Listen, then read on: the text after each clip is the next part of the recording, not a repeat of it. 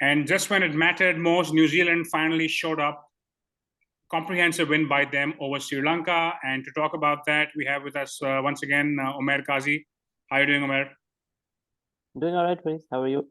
I'm all right. Just to kick things off, we'll do the quick summary of the game. So New Zealand won the toss, decided to chase, which was a pretty key moment in my view. They had Sri Lanka at 32 for 3 and 105 for 7. Pereira got a quick 50 and Thikshana tried to hang around, but they were eventually all out for 171. New Zealand had an 86-run partnership, and when you're chasing 170, that kind of seals the deal. They won with about 25 odd overs to spare.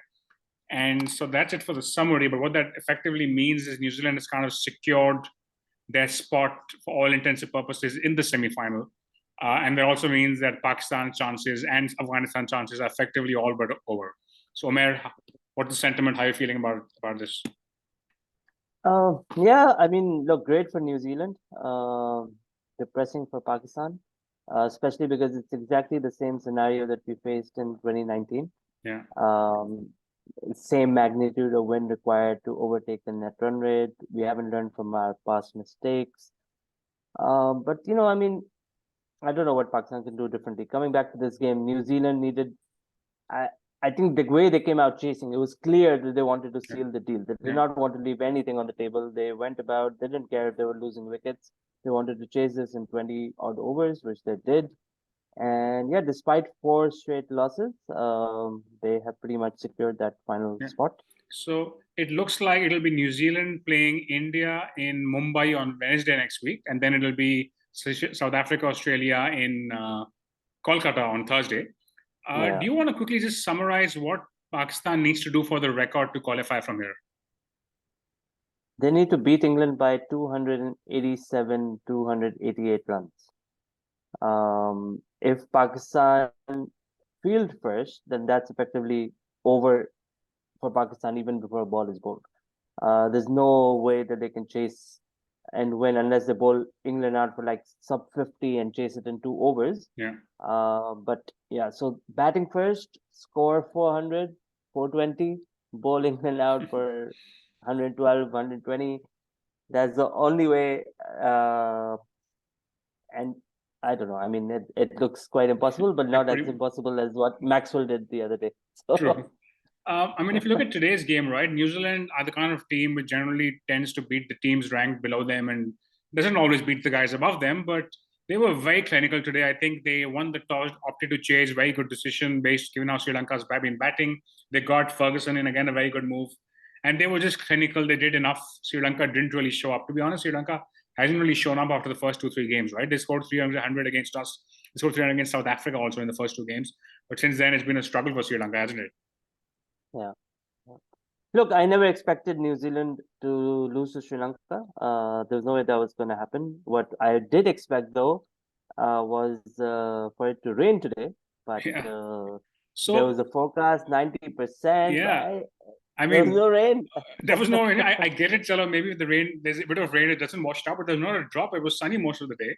Until, the whole week they were saying it's going to be a washed out game and so on and so forth. And in case people are here thinking, yeah, why do these guys want to go in based on rain? I just want to, for the 15th time on the show, I want to highlight that in the last World Cup, Pakistan's game against Sri Lanka was washed out. And New Zealand's game against India was washed out. So that's how tournaments work. That's how it happens. That's how New Zealand made it to the semi-final last time based on 2 washouts. So I mean, this stuff happens. But again, like you said, there was some serious rain factored in, but it didn't show up at all. So I don't know what to make of it. I've been joking with my friends that, how does one become a weather forecaster? I want that job. I can be wrong every single time or every single day and still be employed. So I guess from Sri Lanka's point of view, what this also means is their NRR has taken a further hit and their qualification for the Champions Trophy looks very unlikely because England, again, as a run rate is very good. So I think unless Bangladesh really gets hammered by Australia, similar to what happened to Sri Lanka today, I feel like Bangladesh will finish on higher points than Sri Lanka and England, again, unless I don't think England's probably so high that even if Pakistan hammers them the way we're supposed to qualify, even then I think they'll end up above Sri Lanka. So for all intents and purposes, Sri Lanka's spot in the Champions Trophy is gone. It looks very unlikely. Yes. Yeah.